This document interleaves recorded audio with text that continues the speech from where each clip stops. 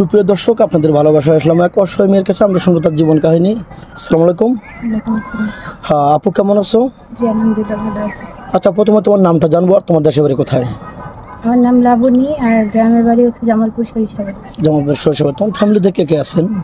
মা আর আমরা 3 ভাই বোন। বাবা মার 3 ভাই বোন, বাবা নেই না? কি মৃত নাকি মারা গেছে? হ্যাঁ বাবা মারা গেছে। ও আচ্ছা আচ্ছা। তোমার বয়স তখন কত ছিল? আমার 8 বছর।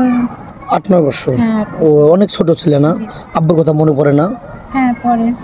আচ্ছা, আমাদের ক্যামেরার সামনে অ্যাকচুয়ালি কি জন্য আসছো? বিয়ে শাদীর জন্য নাকি আর্থিক সহযোগিতা লাগবে, কোনটা?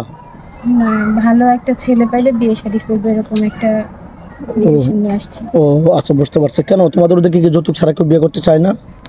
না, আমাদের গ্রামে যৌতুক ছাড়া বিয়ে করে না। ও ঠিক আছে। তো অনেক প্রবাসী ভাই আছে, ভিডিওটা পাবলিক হচ্ছে, দেশ প্রবাস থেকে দেখছে। কোনো প্রবাসী ভাই যদি তোমাকে বাইরে নিয়ে যেতে চান, ওখানে সেটেল করতে চান, তোমার ফ্যামিলি থেকে কোনো বাধা বিঘ্ন আসবে? জি না। ও যেতে দেবে না? হ্যাঁ দিই। আর কোনো প্রবাসী ভাই যদি তোমার বাড়িতে বাড়ি করে থাকতে চায় তোমাদের সাথে নিয়ে, এরকমও কি পারবে? হ্যাঁ পারবে। থাকার জায়গা একটু আছে কি? জি আছে।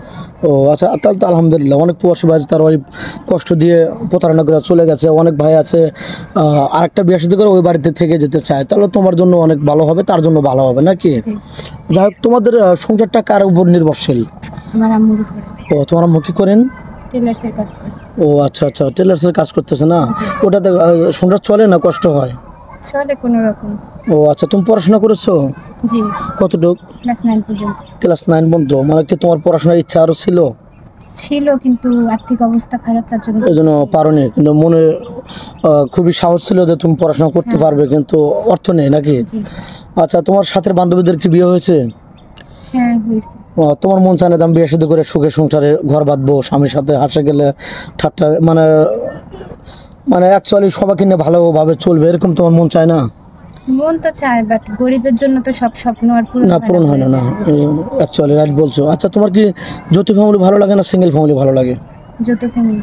এমনটা কেন? সবাই তো এখনকার শুধু স্বামীকে নিয়ে বিজি, স্বামীকে নিয়ে ব্যস্ত থাকে, তুমি ওর সবাইকে চাচ্ছ, পুরো ফ্যামিলি চাচ্ছ? বললাম তো, সবার স্বপ্ন তো আর এক হয় না। আমি চাই যে আমার ফ্যামিলিতে সবাই থাকবে, শ্বশুর শাশুড়ি ননদ দেবর সবাই থাকবে। আচ্ছা, তোমার একটু ভালো ফ্যামিলিতে আমাদের দ্বারা বিয়ে হলো, তোমাকে যদি কোনো পৌরসভায় বিয়ে করে বাড়িতে রেখে যান শ্বশুর শাশুড়ির কাছে, তুমি কি দুর্বলতার সুযোগ নিয়ে তাদের সাথে খারাপ আচরণ করবে কিনা? আশা করি এরকম কিছু হবে না ইনশাআল্লাহ। আর পরকে লিপ্ত হবে কিনা? সে 2-3 বছর পরে আসে, তোমার তো একটু রূপ যৌবন আছে, তুমি কি এটাকে স্বামীর বিশ্বাসটাকে ধরে রাখতে পারবে নাকি তাকে কষ্ট চেষ্টা করব দেবে? ধরে রাখার, কিন্তু এরকম কিছু হবে না এটা গ্যারান্টি দিতে পারি। আচ্ছা, যাই হোক, তুমি তো মুসলমান না? নামাজ কালাম তো পড়ো? হ্যাঁ। আর নামাজ কালাম পড়তে হবে, কারণ মুসলমান মানুষ মাত্র মরণশীল। তো যাই হোক, অনেক কথা বলে ফেললাম, কারো জীবন গল্প 2-4-5 মিনিটের মধ্যে শেষ করা যায় না। তো যাই হোক, তোমার কি ফোন নাম্বার আছে? ফোন আছে আদৌ? ফোন নেই আদৌ, কেন নেই? তো যাই হোক, মেয়েটার কোনো ফোন নেই। নেক্সটে আবার আসবো ইনশাল্লাহ। তো কেউ ভিডিও কল দেবেন না, ইউটিউব চ্যানেল কর্তৃপক্ষ নাম্বার দেওয়া থাকবে, কেউ ভিডিও কল দেবেন না।